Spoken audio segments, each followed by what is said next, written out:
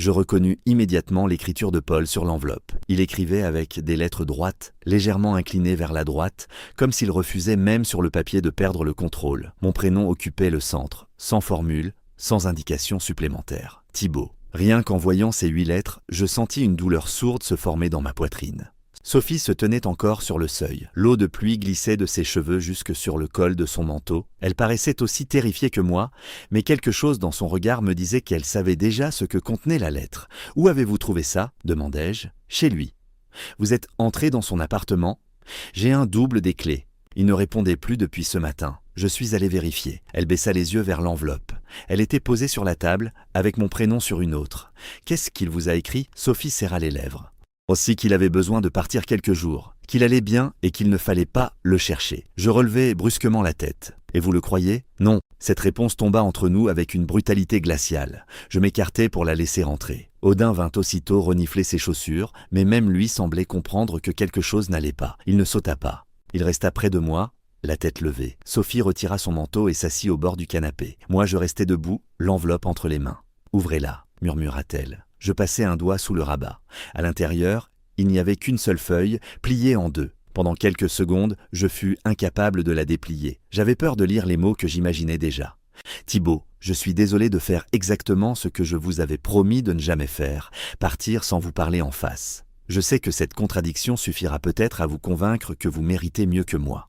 C'est probablement une bonne chose. Ces derniers jours ont été parmi les plus heureux que j'ai vécus depuis longtemps. C'est précisément ce qui m'a fait peur. Je pensais être prêt à laisser quelqu'un entrer dans ma vie. Je me trompais. Je ne veux pas vous entraîner dans une histoire où vous passerez votre temps à attendre que je cesse de comparer le présent au passé, à surveiller mes silences, ou à me demander quand je prendrai de nouveau peur. Vous m'avez offert quelque chose que je croyais ne plus pouvoir ressentir. Je vous en serai toujours reconnaissant. Mais je ne veux pas transformer votre confiance en une nouvelle blessure. Ne pensez pas que vous avez fait quelque chose de mal. Vous avez été patient, honnête, et infiniment plus courageux que moi. Prenez soin d'Odin. Paul, je relus la lettre, puis une seconde fois. À la 3e lecture, les mots commencèrent à se brouiller. Je m'assis sur la chaise la plus proche, incapable de sentir mes jambes.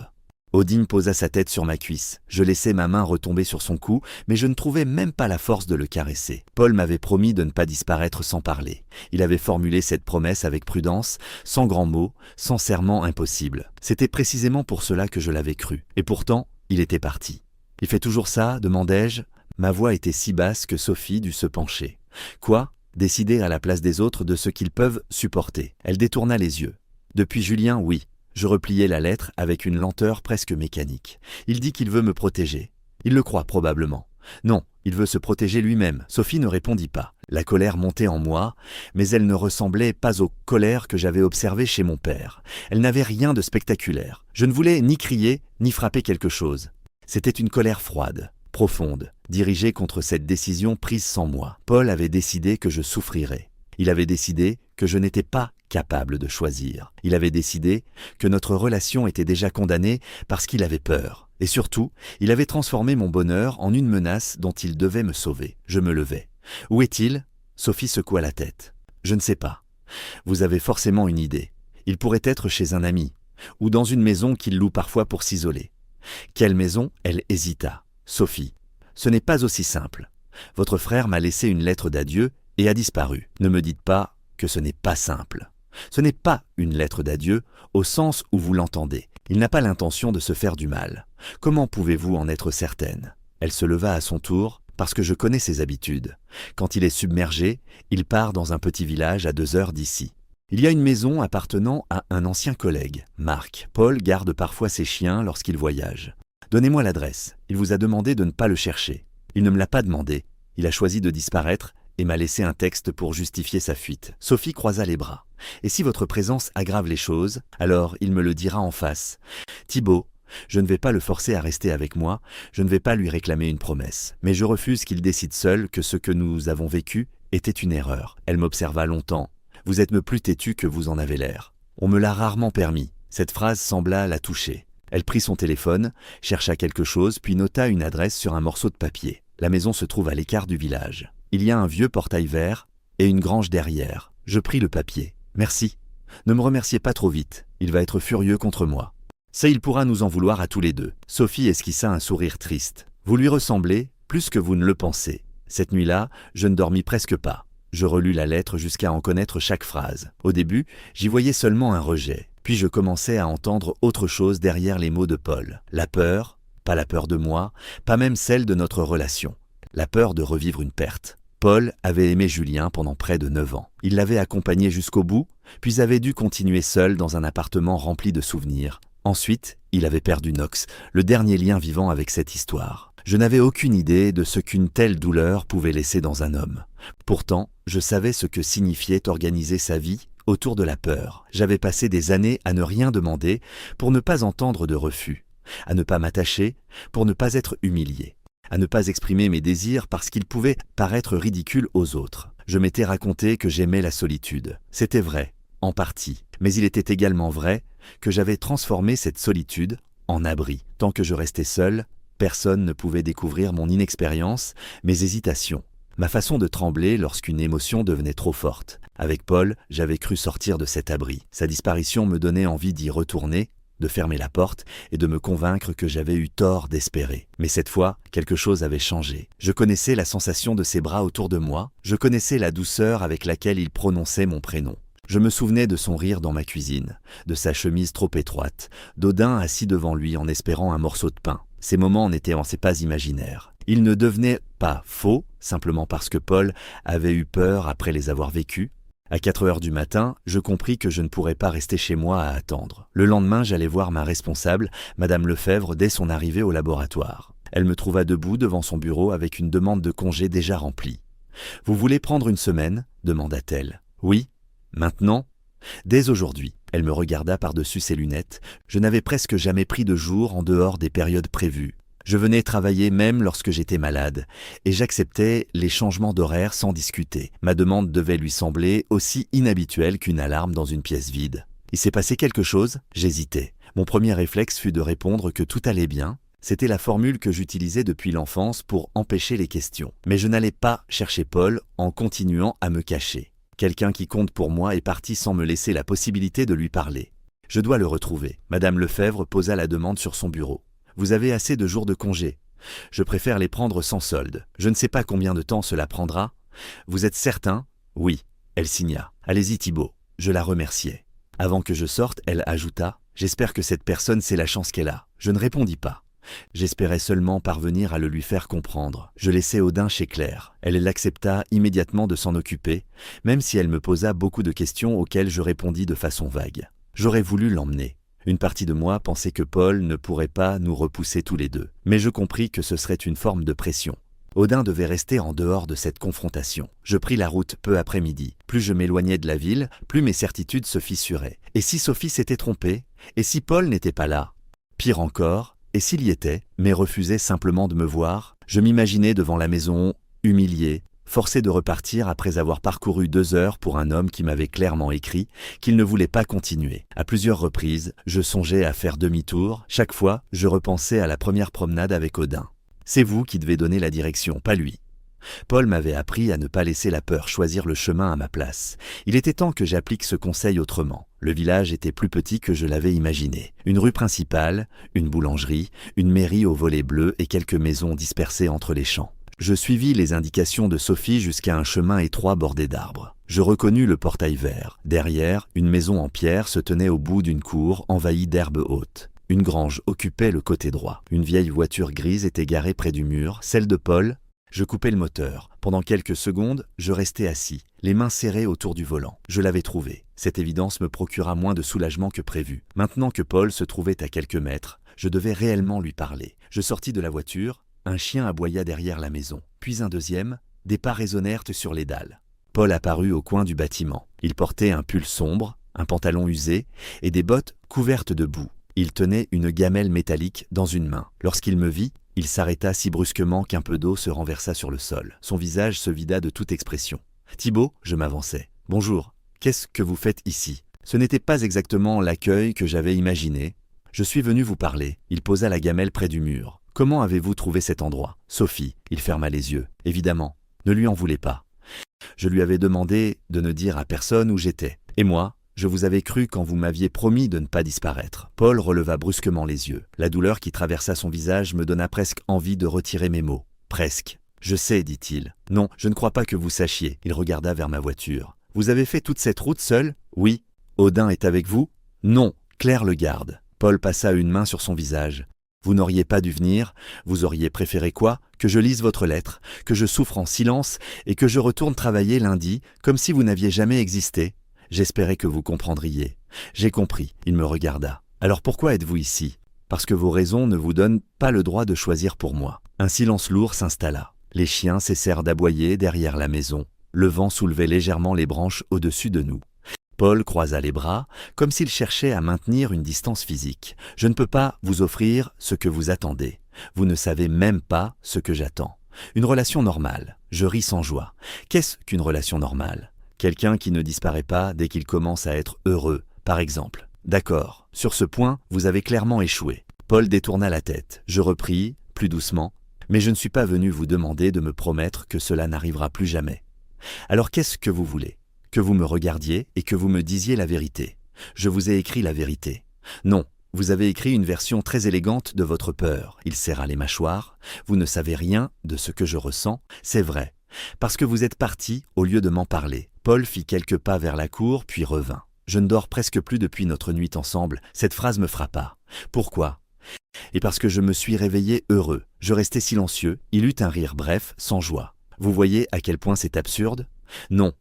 Pendant quelques secondes, j'ai oublié Julien. J'ai oublié la maladie, l'hôpital, les derniers mois. J'étais dans votre appartement, vous dormiez contre moi, et j'étais simplement bien. Sa voix se brisa sur le dernier mot. Puis je me suis souvenu. Je fis un pas vers lui. Et vous vous êtes senti coupable? Oui. Parce que vous m'aviez embrassé? Parce que la vie continuait sans lui. Paul se détourna. Je vis ses épaules trembler légèrement. J'ai passé 3 ans à croire que j'avais accepté sa mort, poursuivit-il. J'ai repris le travail. J'ai recommencé à voir Sophie. Je pouvais parler de lui sans m'effondrer. Je pensais que cela signifiait que j'allais mieux. Il se retourna enfin. Ses yeux étaient brillants. Mais avec vous, tout est revenu, la peur de m'attacher, la certitude que tout ce que j'aime finira par disparaître. La nuit où je suis resté chez vous, j'ai rêvé que vous étiez malade. Je me suis réveillé incapable de respirer. Je compris alors que son départ n'avait pas été une décision raisonnable, malgré les phrases maîtrisées de sa lettre. C'était une fuite déclenchée par un traumatisme qu'il avait tenté de nier. « Vous avez parlé à quelqu'un de ses rêves ?» demandai-je. « Non. À un thérapeute ?» Il secoua la tête. « Je n'en ai pas besoin. Vous venez de parcourir 2 heures pour vous cacher dans une maison isolée parce que vous avez été heureux avec moi. Ne simplifiez pas. Je ne simplifie rien. » Paul s'approcha, soudain plus dur. « Vous croyez qu'il suffit d'arriver ici et de me dire que tout ira bien? Je n'ai jamais dit ça. Vous ne savez pas ce que c'est de surveiller la respiration de quelqu'un pendant la nuit, de se réveiller pour vérifier qu'il est encore vivant, de connaître les horaires des médicaments mieux que les jours de la semaine. Non, je ne sais pas.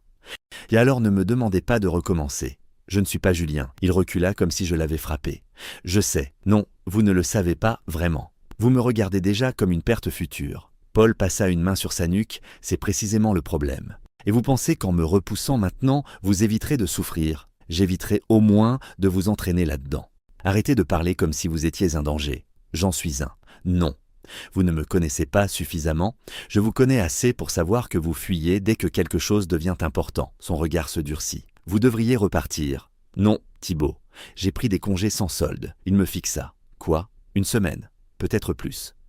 Vous avez interrompu votre travail pour venir ici? Oui. C'est complètement déraisonnable. Probablement, pour la première fois, je vis une fissure dans sa résistance.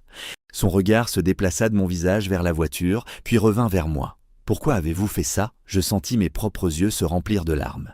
Mais je ne les détournai pas. Parce que toute ma vie, j'ai laissé les autres décider de ce que je pouvais avoir. Paul resta immobile. Mes parents ont décidé que je n'étais pas assez responsable pour avoir un chien.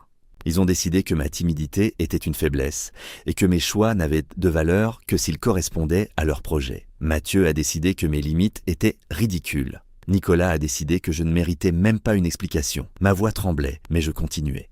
Et maintenant, vous décidez que je serai plus heureux sans vous. Paul baissa la tête. Je voulais vous éviter de souffrir. Je souffre déjà. Il ferma les yeux. Je suis désolé. Je ne suis pas venu chercher des excuses. Alors quoi? La possibilité de choisir? Je respirais profondément. J'ai peur, moi aussi. Vous avez 10 ans de plus que moi. Vous avez partagé presque 9 ans avec quelqu'un. Vous savez ce que signifie construire une vie à 2. Moi, j'ai à peine réussi à passer quelques mois avec un homme sans me sentir humilié. Paul me regarda de nouveau. Thibaut, Je ne suis pas solide, je ne suis pas guéri de tout. Je réfléchis trop, je doute de chaque geste, et je peux passer une nuit entière à analyser un message de 3 mots. Malgré lui, un léger sourire traversa son visage. Cela ne me surprend pas. Vous voyez, je suis une personne avec des problèmes. Moi aussi. Ce n'est pas comparable. Pourquoi? Parce que vos blessures sont plus graves, parce que je risque de vous faire du mal. Et moi, je pourrais vous faire du mal. Il fronça les sourcils. Ce n'est pas ce que je voulais dire. Je sais, vous me voyez comme quelqu'un de fragile, qu'il faut protéger. Mais je ne suis pas venu vous demander de me sauver. Le vent soufflait plus fort. Paul avait les yeux rouges, mais il ne cherchait plus à cacher son émotion. Je m'approchai encore. Cette fois, il ne recula pas. Nous étions bien ensemble, dis-je. Une nuit ne prouve rien. Ce n'était pas seulement une nuit, je lui rappelais les promenades, le café, le dîner, les messages et les séances avec Odin. Je lui parlais de la manière dont je me sentais lorsqu'il entrait chez moi, de la confiance qu'il avait fait naître sans jamais l'exiger. Ces moments me donnent de l'espoir, poursuivis-je. Ils me font croire que, pour une fois, je ne me trompe pas, complètement. Paul se mordit l'intérieur de la joue.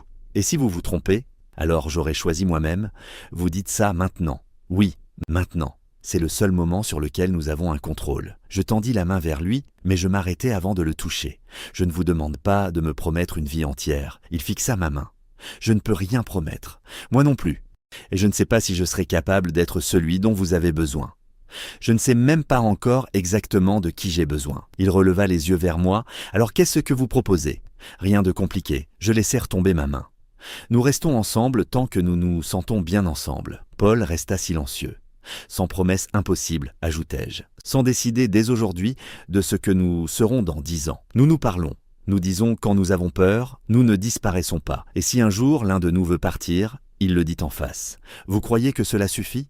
Pour aujourd'hui, oui. Il secoua lentement la tête. Vous rendez tout trop simple. Et vous rendez tout impossible avant même de l'avoir vécu. Paul détourna le regard vers les champs. Je ne veux pas que vous deveniez responsable de ma guérison. Je ne le serai pas. Vous ne pourrez pas m'empêcher d'avoir peur. Je n'essaierai pas. Il y aura des jours où je penserai encore à Julien. Je le sais, des jours où je prendrai mes distances. Alors vous me le direz. Il inspira profondément. Et si je n'y arrive pas, vous apprendrez. Vous avez beaucoup de confiance en moi. Vous en aviez pour moi avant que j'en ai moi-même. Cette phrase acheva de briser quelque chose en lui. Paul porta une main à son visage. Il essuya rapidement ses yeux, presque avec colère. Je ne l'avais jamais vu pleurer. Je ne bougeais pas. Je ne voulais pas transformer son émotion en scène. Je restais simplement devant lui. Je ne m'attendais pas à ce que vous veniez, murmura-t-il. Je sais, je pensais que vous liriez la lettre et que vous me détesteriez. Je vous ai détesté pendant environ 40 minutes. Un rire étranglé lui échappa. Seulement 40? Ensuite, j'ai commencé à réfléchir. Évidemment, il releva la tête. Quand je vous ai vu sortir de cette voiture, j'ai cru que j'hallucinais. Et ce n'était pas l'accueil le plus chaleureux de ma vie. J'ai eu peur. De quoi? Paul me regarda droit dans les yeux. Que vous me donniez une raison de changer d'avis. Je sentis mon cœur se serrer. Et maintenant? Il resta silencieux si longtemps que je crus qu'il allait encore me demander de partir. Puis il s'approcha. Maintenant, je doute de tout ce que j'ai décidé. C'est déjà un progrès. Vous avez toujours une réponse? Seulement quand je suis terrorisé. Paul sourit faiblement. Sa main se leva vers mon visage, mais elle s'arrêta à quelques centimètres de ma joue. Je suis une personne compliquée, Thibaut. Moi aussi. Je peux être injuste. Moi aussi. Vous ne savez même pas cuisiner des œufs correctement. C'est vous qui avez critiqué ma poêle. Son sourire s'élargit enfin. Puis sa main toucha ma joue. Le geste était si prudent qu'il me bouleversa davantage qu'une étreinte. Je posai mes doigts sur son poignet. « Je ne vous promets rien, murmura-t-il. « Et très bien. Je ne sais pas où cela nous mènera. Moi non plus. Et je dois probablement demander de l'aide. Oui, il haussa un sourcil. Vous pourriez au moins faire semblant d'hésiter. Je suis scientifique. Les données sont assez claires. » Paul laissa échapper un rire, puis son expression redevint sérieuse. « J'ai peur que vous regrettiez d'être venu. Pas aujourd'hui. Et demain? Demandez-le-moi demain. » Il resta encore un instant immobile, puis il m'attira contre lui. Je ne m'étais pas rendu compte à quel point j'avais besoin de cette étreinte avant de sentir ses bras se refermer autour de moi. Je posai mon visage contre son épaule. Son corps tremblait légèrement. « Je suis désolé, répéta-t-il. Je sais, je n'aurais pas dû partir comme ça. Non, je ne recommencerai pas. » Je me reculai juste assez pour le regarder. « Ne promettez pas ce que vous n'êtes pas certain de pouvoir tenir. » Paul inspira. « Alors je promets d'essayer de parler avant de fuir. Cela me suffit. » Il m'embrassa. Le baiser n'avait rien de la passion pressée de notre première nuit. Il était fragile, presque douloureux. Il portait encore la peur, la culpabilité et la fatigue des derniers jours. Mais il contenait aussi quelque chose de nouveau, un choix. pas celui de rester pour toujours, seulement celui de ne pas partir aujourd'hui. Lorsque nous nous séparâmes, Paul posa son front contre le mien. « Vous allez vraiment rester ici une semaine, si vous me laissez entrer dans cette maison? Elle est caissée glaciale, la douche fonctionne mal, et il y a 3 chiens qui considèrent le canapé comme leur propriété. Je vis avec Odin, je suis préparé. » Il me regarda longuement. « Entrez. » Paul récupéra la gamelle posée près du mur, puis ouvrit la porte. 3 chiens nous attendaient à l'intérieur, un vieux setter roux, une petite chienne noire et un berger croisé qui me renifla avec méfiance. « Voici Gaston, Louise et Marcel, » dit Paul. Des prénoms très sérieux. Ils appartiennent à Marc. Évitez de laisser de la nourriture sur la table. Marcel a déjà volé un poulet entier. Je retirai ma veste, l'intérieur était simple, des meubles anciens, une grande cheminée et des couvertures empilées sur les fauteuils. Une tasse de café froid se trouvait sur la table, à côté de la lettre que Paul avait écrite à Sophie. J'observai la pièce dans laquelle il avait tenté de se cacher de sa propre vie. « Vous avez mangé ?» demandai-je. « Un peu. » Ce n'est pas une réponse. Paul me regarda, surpris. « Vous êtes arrivé depuis 3 minutes et vous donnez déjà des ordres ? C'est moi qui donne la direction, pas vous. » Il resta bouche bée, puis éclata de rire. Cette fois, son rire remplit toute la maison. Je compris que rien n'était réglé. Paul portait toujours son traumatisme. Moi, je portais encore mes blessures, ma peur de ne pas être assez et mon besoin d'être rassuré. Nous pouvions nous faire du mal. Nous pouvions échouer, mais nous étions là, ensemble. Pas parce que nous nous étions promis l'éternité, parce que, ce soir-là, malgré toutes nos raisons de fuir, nous avions choisi de rester. Les jours passés dans la maison de campagne ne réglèrent pas nos problèmes, mais ils changèrent notre manière de les regarder. Paul ne cessa pas, soudainement, d'avoir peur, et je ne devins pas, par miracle, un homme parfaitement sûr de lui. Nous retournâmes en ville avec les mêmes blessures, les mêmes habitudes et les mêmes réflexes de défense, mais nous avions désormais décidé de ne plus les laisser agir à notre place. Paul reprit son travail quelques jours après notre retour. De mon côté, je retrouvai le laboratoire, mes appareils, mes carnets d'observation et Claire, qui ne posa presque aucune question lorsqu'elle me rendit Odin. Elle se contenta de me regarder longuement avant de dire que j'avais l'air fatigué, mais moins seul. Je ne savais pas encore si c'était un compliment. Paul tint la promesse prudente qu'il m'avait faite.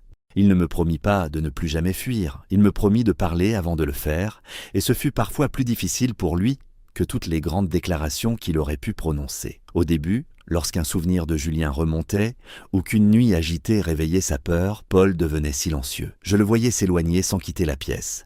Son regard se fixait sur un point invisible, ses épaules se raidissaient, et chaque question semblait le pousser plus loin. Autrefois, j'aurais interprété ce silence comme un rejet. J'aurais cherché ce que j'avais fait de mal, revu chaque geste, chaque mot, chaque expression de la journée. Peu à peu, j'appris à ne plus transformer automatiquement sa douleur en accusation contre moi.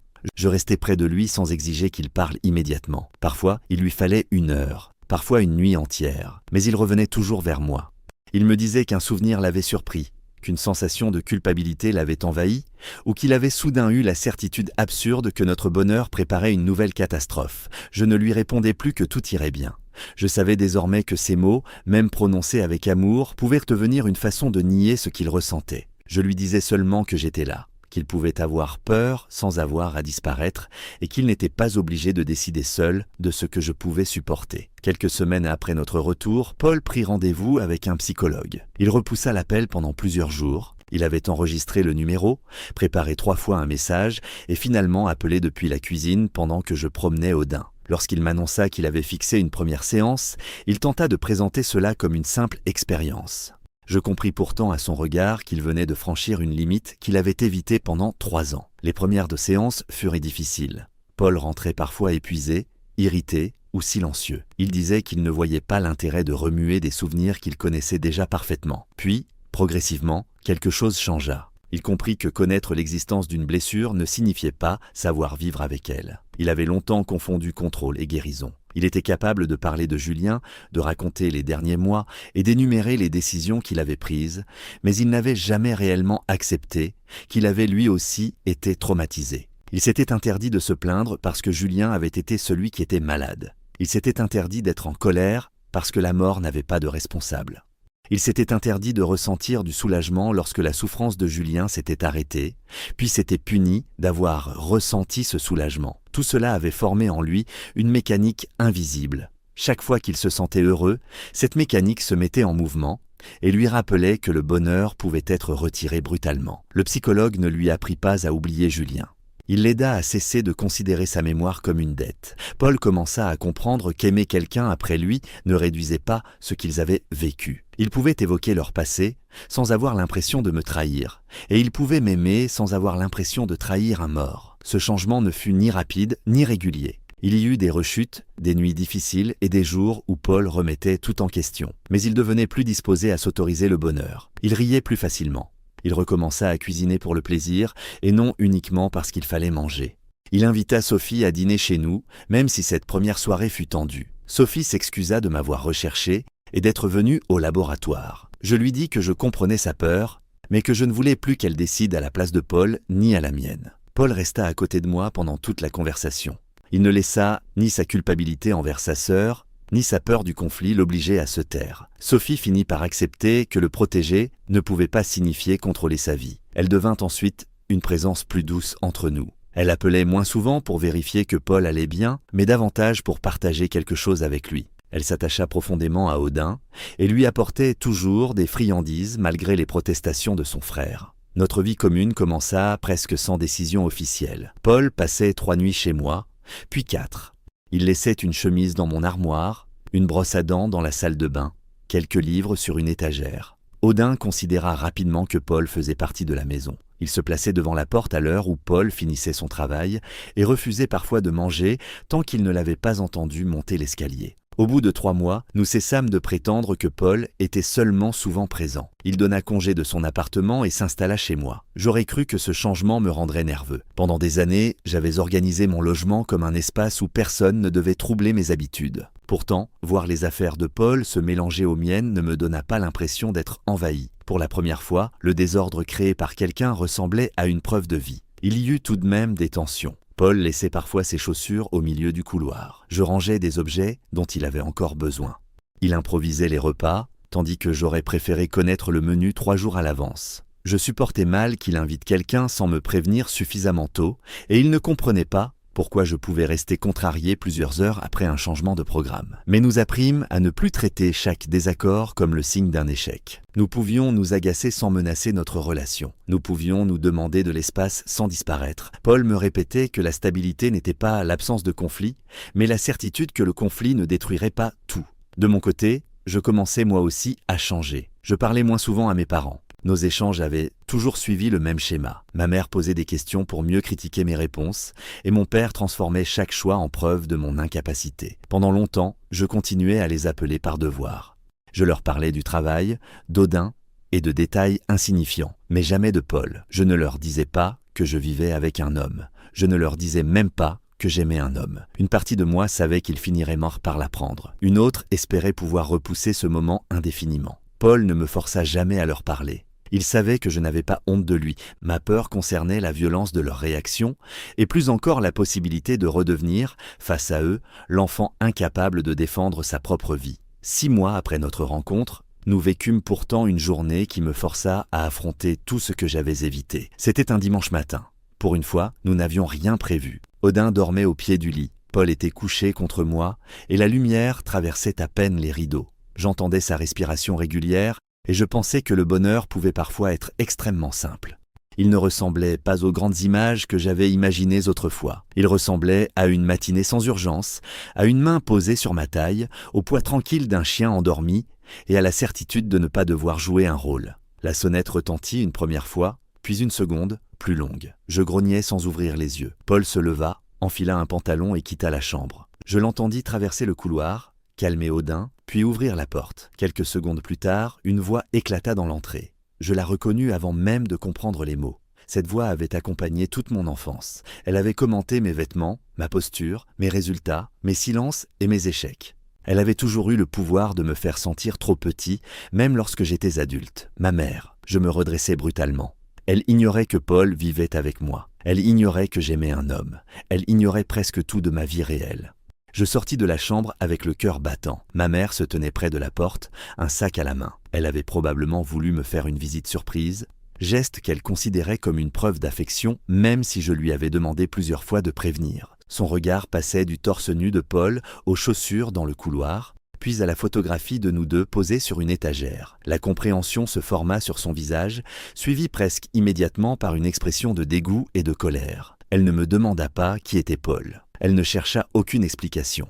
Elle commença à parler comme si une catastrophe venait de lui être révélée. Elle m'accusa de lui avoir menti, de l'avoir humilié et d'avoir caché une vie qu'elle qualifia d'anormale. Elle demanda depuis combien de temps cela durait, comme s'il s'agissait d'une maladie ou d'une fraude. Sa voix montait et chaque phrase réveillait en moi les mêmes réflexes qu'autrefois.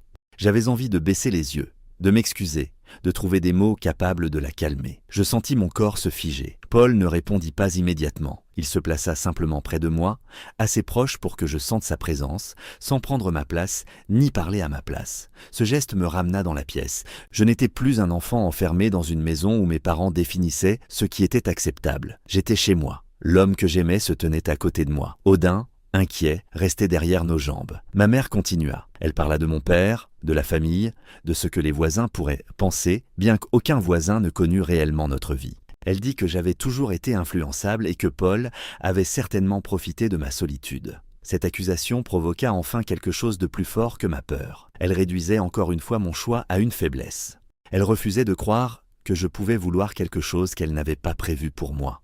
Paul n'a profité de rien. Je l'aime et il vit ici parce que nous l'avons décidé ensemble. Ma voix trembla, mais les mots sortirent. Ma mère me regarda, comme si je venais de parler dans une langue étrangère. Elle tenta de m'interrompre, mais je ne la laissai pas reprendre le contrôle. Je lui dis que je ne lui avais rien raconté, parce que j'avais anticipé exactement cette réaction. Je lui rappelais les années passées à entendre que je n'étais pas assez responsable, assez fort ou assez ambitieux. Je lui expliquais qu'elle pouvait être surprise, blessée de ne pas avoir été informée ou même incapable de comprendre immédiatement, mais qu'elle n'avait pas le droit de venir chez moi et d'insulter l'homme avec qui je partageais ma vie. Mon corps entier tremblait. J'avais l'impression de prononcer chaque phrase contre une force invisible qui tentait de me ramener au silence.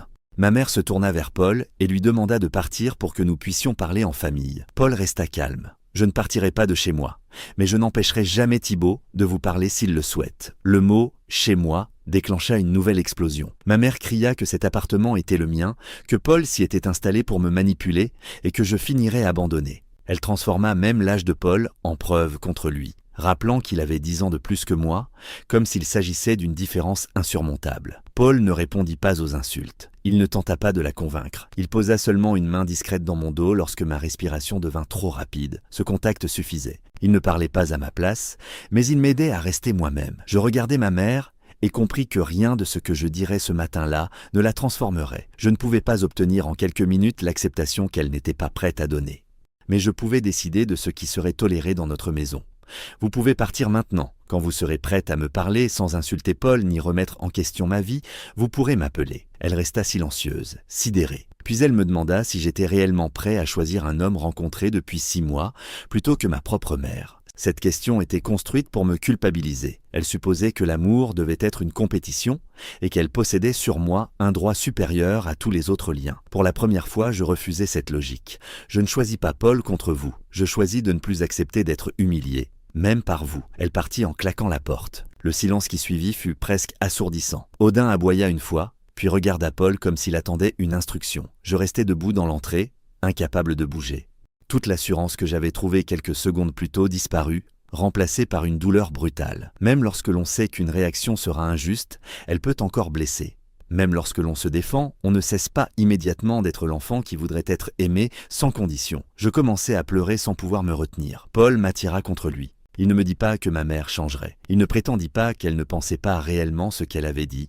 Il ne chercha pas à transformer la scène en victoire simple. Il me laissa pleurer contre lui aussi longtemps que nécessaire. Plus tard, il prépara du café, ferma les rideaux et resta assis avec moi sur le canapé. Il me rappela seulement que j'avais eu le droit de poser cette limite. Je pouvais aimer ma mère et refuser sa violence. Je pouvais souffrir de son rejet sans revenir sur ma vie. Je pouvais espérer qu'elle évolue sans sacrifier Paul pour faciliter cette évolution. Les semaines suivantes furent douloureuses. Ma mère ne m'appela pas. Mon père m'envoya un message bref dans lequel il disait que je détruisais la famille. Je ne répondis pas immédiatement. Avec l'aide de Paul et de mon propre psychologue, que j'avais enfin décidé de consulter, j'écrivis une réponse simple. Je leur dis que je restais leur fils, que Paul était mon compagnon et que je ne participerais à aucune conversation dans laquelle notre relation serait insultée. Je ne demandais pas leur permission. Je ne tentais pas de les convaincre. Je leur indiquais seulement les conditions nécessaires pour maintenir un lien. Mon père ne répondit pas. Ma mère attendit presque 2 mois. Puis elle envoya un message demandant si elle pouvait me voir seule. Je lui répondis que j'acceptais, mais que Paul ne serait pas traité comme un secret. Notre première rencontre fut froide. Elle ne s'excusa pas complètement. Elle parla surtout de son choc, de sa peur et de ce qu'elle appelait le temps nécessaire pour comprendre. Autrefois, j'aurais accepté n'importe quelle justification pour retrouver la paix. Cette fois, je lui dis que son choc n'excusait pas ses insultes. Elle se raidit, mais elle ne partit pas. Ce n'était pas une réconciliation parfaite. Je ne savais pas si elle accepterait pleinement Paul un jour, mais elle commençait au moins à comprendre que ma vie ne dépendait plus de son approbation. 1 an après notre rencontre, Paul et moi vivions toujours ensemble. Nous n'avions pas tenu notre ancienne règle exactement comme nous l'avions formulée. Nous nous étions promis certaines choses, finalement. Pas l'éternité, parce qu'aucun de nous ne pouvait la garantir. Nous nous étions promis de ne pas utiliser le silence comme punition, de demander de l'aide lorsque nos blessures devenaient trop lourdes et de ne pas décider à la place de l'autre sous prétexte de le protéger. Paul continuait ses séances. Il pouvait désormais parler de Julien avec affection sans sombrer dans la culpabilité. Une photographie de Julien et Knox se trouvait dans un cadre discret sur une étagère. Elle ne me menaçait pas. Elle faisait partie de l'homme que j'aimais. De mon côté, j'appris à ne plus confondre calme et effacement. Je restais introverti. Je préférais toujours les soirées tranquilles, le laboratoire et les longues promenades avec Odin aux grandes réunions. Mais je savais désormais que la modestie n'était pas une absence de valeur et que la douceur n'interdisait pas la fermeté. Un jour, Paul revint du refuge avec une petite chienne noire trouvée près d'une route. Il affirma qu'elle resterait chez nous uniquement quelques jours. 3 semaines plus tard, elle dormait dans un panier à côté d'Odin et portait le nom de Freya. Notre appartement devint plus bruyant, moins ordonné et infiniment plus vivant. Il m'arrive encore de penser à tout ce qui aurait pu nous séparer. La mort de Julien, la peur de Paul, mes anciennes blessures, l'intervention de Sophie et le rejet de ma famille auraient pu devenir autant de raisons de renoncer. La vie nous confronte parfois à des événements douloureux et injustes. Ils laissent des traumatismes, des souvenirs que l'on ne peut pas effacer et des réflexes qui survivent longtemps après le danger. D'autres difficultés nous attendaient, probablement. Paul pouvait encore avoir peur. Ma mère pouvait ne jamais devenir celle que j'aurais voulu qu'elle soit. Notre relation pouvait traverser des crises que nous ne pouvions pas anticiper. Mais j'avais compris que la victoire ne consistait pas à vivre sans problème. Elle dépendait de la manière dont nous choisissions de les affronter. On peut fuir, se fermer et laisser les anciennes blessures décider de tout. Ou l'on peut reconnaître sa peur, demander de l'aide et tendre la main à quelqu'un sans exiger qu'il nous sauve. Paul ne m'avait pas guéri et je ne l'avais pas délivré de son deuil. Nous nous étions seulement accompagnés pendant que chacun apprenait à vivre autrement. C'était peut-être moins spectaculaire qu'une promesse éternelle, mais cela me semblait plus vrai. Lorsque je rentrais du laboratoire, Odin et Freya accouraient vers la porte. Paul apparaissait derrière eux, parfois fatigué, parfois souriant, toujours réel. Il n'était ni un sauveur, ni un homme sans blessure. Il était celui qui avait choisi de rester et que j'avais choisi de rejoindre. La vie pouvait encore nous retirer des choses, nous surprendre ou nous blesser. Pourtant, lorsque l'on a près de soi une personne prête à écouter, à soutenir sans contrôler et à avancer avec nous malgré sa propre peur, on possède déjà quelque chose d'immense. J'avais longtemps cru que le plus grand bonheur serait enfin de ne plus avoir peur. Je m'étais trompé. Le plus grand bonheur était d'avoir trouvé quelqu'un avec qui je n'étais plus obligé d'affronter cette peur seule.